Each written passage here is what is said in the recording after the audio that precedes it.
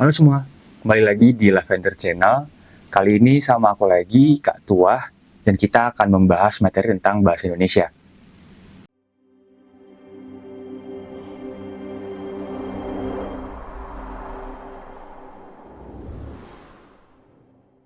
Baik, selanjutnya kita masuk ke materi hipernim dan hiponim ya teman-teman. Jadi, teman-teman apakah pernah dengar tentang hiponim dan hipernim? Jadi, kedua jenis kata ini adalah kata yang masuk ke materi tentang relasi dari makna. Jadi, relasi makna. Jadi, ada dua kata dalam bahasa Indonesia yang memiliki hubungan satu sama lain. Jadi, hubungan ini tidak asing. Misalnya, teman-teman sering dengar kata antonim, sinonim. Apa sih artinya sinonim sama antonim?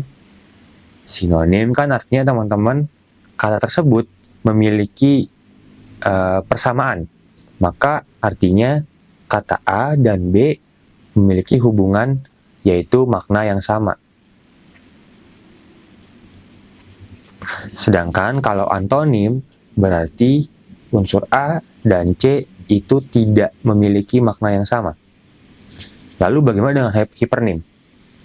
Hipernim dan hiponim adalah contoh yang sifatnya umum dan khusus, teman-teman. Kita lihat contoh per soal dulu ya. Di sini ada contoh baik dan jahat, lalu meninggal dan wafat. Kata baik dan jahat ini saling berhubungan. Baik dan jahat itu memiliki hubungan antonim atau berlawanan. Berlawanan. Jadi maknanya berbeda 180 derajat, teman-teman ya. Baik artinya A, mungkin B, jahat artinya B. Lalu meninggal dan wafat ini adalah sinonim. Nah, kedua kata ini memiliki makna yang sama, bisa dibilang sama. Jadi, kedua kata ini sebenarnya bisa saling menggantikan. Nah, yang membedakan kedua kata ini adalah kesopanan biasanya, teman-teman, atau kehormatan. Tapi kedua kata ini memiliki makna yang sama, sedangkan baik dan jahat tidak bisa menggantikan satu sama lain, karena memiliki makna yang sangat berlawanan. Oke, kita coba cek sebenarnya apa itu hipernim, hiponim, dan bagaimana relasi maknanya terhubung. Kalau sinonim sama sinonim kan kita sering ketemu ya. Baik, selanjutnya itu ada hipernim dan hiponim. Hipernim adalah kata yang sifatnya lebih umum. Sedangkan hiponim adalah kata yang lebih khusus. Jadi kalau dibentuk dalam sebuah gambar, maka gambarnya akan bentuk seperti ini, teman-teman.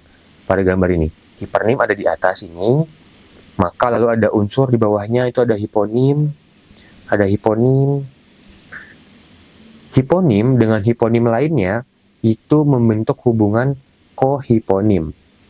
Jadi unsur A dan unsur A yang ini, atau ini unsur A dan unsur B, ini punya makna yang berbeda, tapi disatukan dengan hipernim yang sama.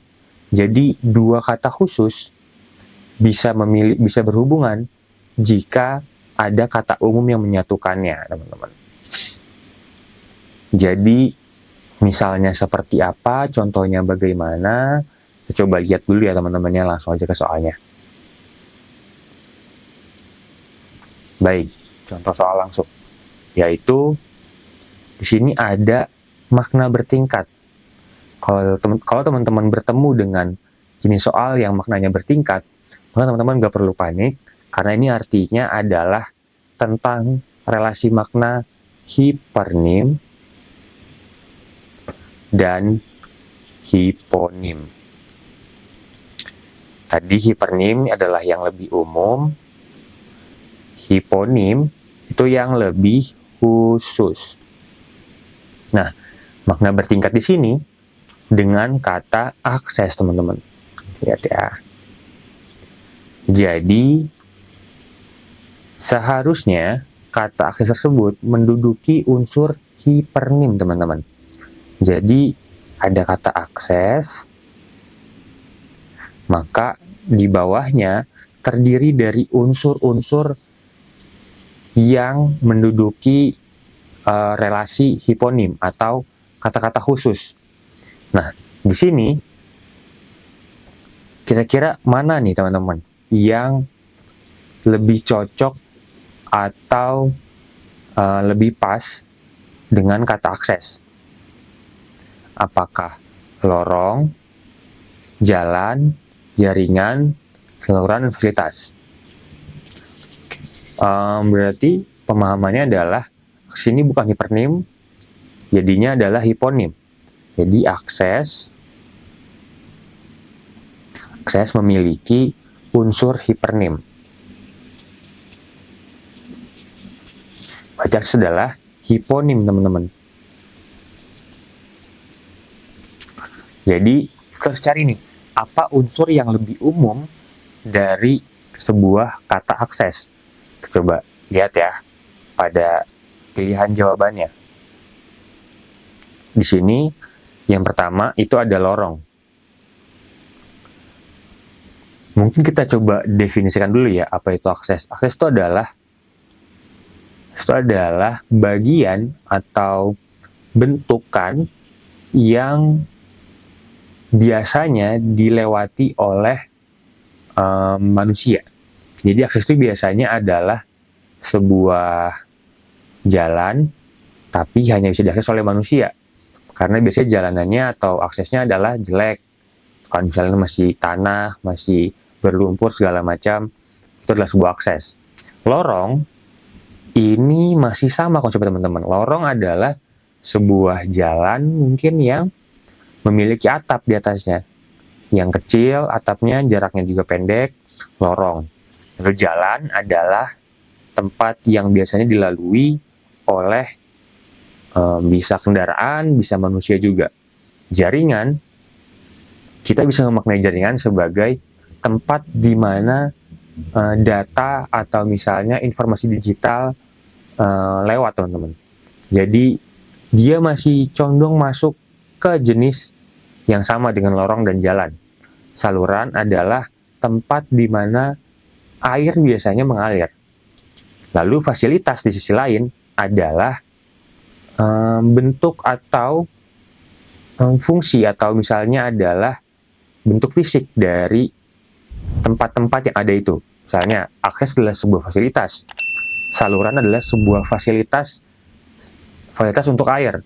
Lorong adalah fasilitas untuk manusia misalnya. Jalan adalah fasilitas untuk kendaraan bermotor.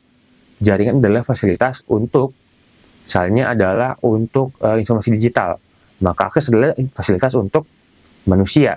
Maka kita bisa membuat gambar yang berarti bahwa hipernimnya adalah fasilitas dengan hiponimnya adalah akses, lorong, saluran, jalan, jaringan, dan apalagi misalnya tadi yang belum. Saluran misalnya. Berarti di sini kata akses dengan unsur lorong, jalan, jaringan, dan saluran adalah kohiponim. Sedangkan kata akses dengan fasilitas adalah unsur hipernim, dan hiponim. Dan fasilitas menduduki unsur hipernim. Maka jawabannya adalah yang E, teman-teman ya. Baik, sekian dari materi kali ini. Semoga teman-teman paham ya. Terima kasih.